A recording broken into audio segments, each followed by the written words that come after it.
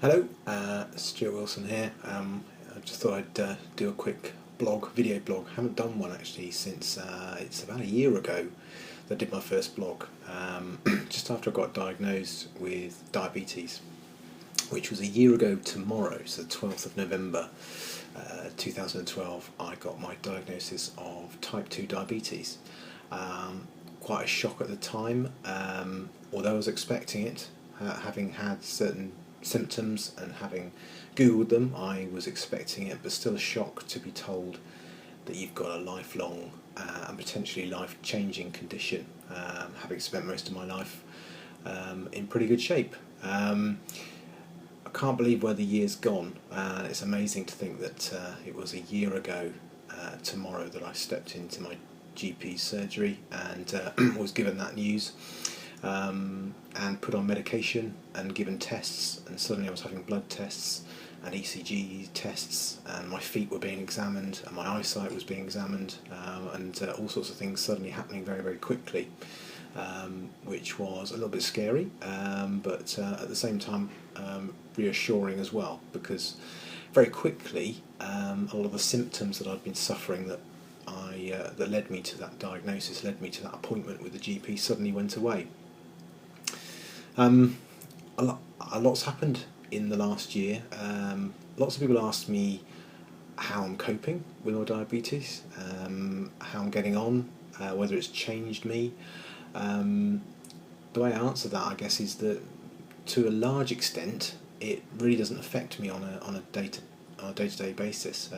Probably the biggest problem that I had, the scariest thing, was very early on, not long after I was diagnosed and I started my treatment on various tablets.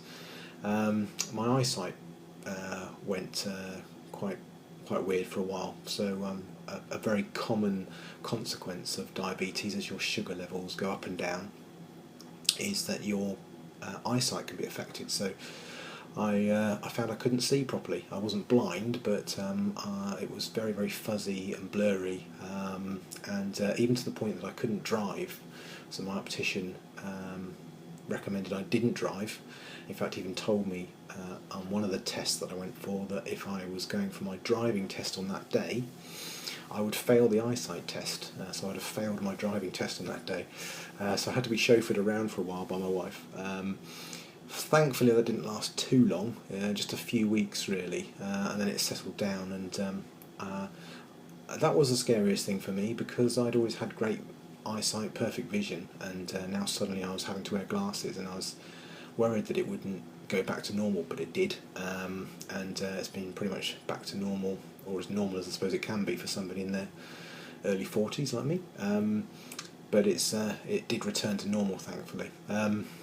In that year, since diagnosis, I've kept active, I've kept the weight off, lost about 2.5 stone, most of that before the diagnosis, and just after, in fact lost a little bit more after that, so probably in total getting on for 2.5-3 stone that I lost overall.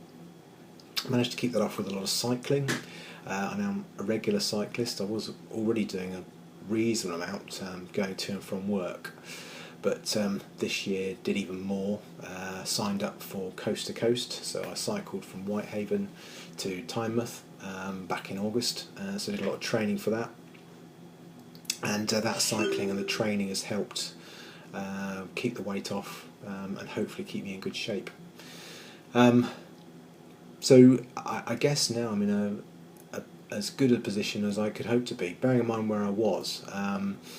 And when I got that diagnosis, I think I was in pretty bad shape, although I didn't realise it. I'd lost all that weight very quickly, although I didn't fully appreciate how much. But also my blood sugar levels were sky high. In fact, my GP said that she hadn't seen anyone's levels at that height for a long time. I thought I'd show on the screen now a chart of what are known as HbA1c levels, which is a measure of your blood glucose over the previous 3 months. So it's a very good indication of how well or not your body is coping with converting glucose or dealing with glucose in your system. You should be certainly under 50 on that score, and you can see on the chart it goes from green to through yellow, orange, and various shades of red.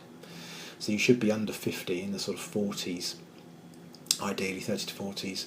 If you're over 50, that's a bit of a warning sign. If you're into the 60s and 70s, that's bad. If you're over 70, that's really quite bad. My HbA1c test this time last year was 127, which isn't even on this chart. So it just goes to show how far off the scale I was, and what bad shape I'm in. In fact, it makes me realise how lucky I was, I guess, or how fortunate it was I went to the GP when I did, and I didn't leave it any longer, because goodness knows what damage I might have done, or how things might have turned out. A few months later, I went for another HbA1c test. This is after the medication, after exercise and more weight loss, etc. And it was down to 51, which is a lot better than 127. Still not ideal, but much better. I haven't had one since. I'm expecting to have to go back to my surgery, my diabetic clinic, anytime soon. It's been a year now, so I'm expecting a call up for more tests. You have to have annual eye checks and annual ECG tests, and have to have your feet checked and your blood tested regularly. So we're expecting to go back soon and hopefully get another blood test done and see where I am. But certainly feel better, feel in better shape than I was, and other than the eyesight problem, which has now gone away, as I said, haven't had any other side effects or issues, nothing with the medication. So it's I guess it's been eye-opening as an experience, and different for me. As I said, somebody who hasn't usually been affected in any way by medical problems, generally speaking, been reasonably lucky. But at the same time, have to say it's not impacted on my lifestyle a great deal, other than trying to watch what I eat, trying to stay in reasonable shape and trying to keep the weight off. It's not impacted on my lifestyle. In fact, things have been very quiet from a diabetes point of view over the last few months. The only thing that has happened recently, literally in the last couple of days, is I went for my flu jab. So as a diabetic, you're one of the people classed as at greater risk of getting flu. I didn't bother with a flu jab last year. I was I think I was in Tesco, and I was going to go for a jab. They were offering them at that point free of charge, of course, and waited, and there was some delay, and I just walked away. I thought, I won't bother.